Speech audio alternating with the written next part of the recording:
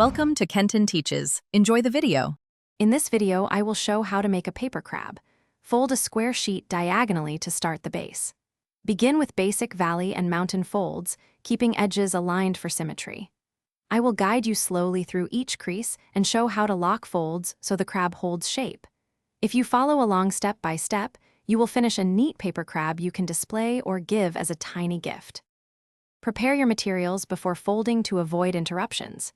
Use a single square sheet, ideally 15 cm or 6 inches across, though any size works. If you want claws trimmed, have scissors handy, but most folds require no cutting. A ruler or bone folder helps make crisp creases, and a small dab of glue will secure delicate flaps if desired.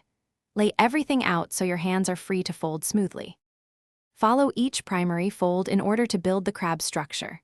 Start with the kite base, then fold and reverse pleat to craft claws and legs while keeping symmetry. Gently shape the body by tucking small flaps to form a curved shell.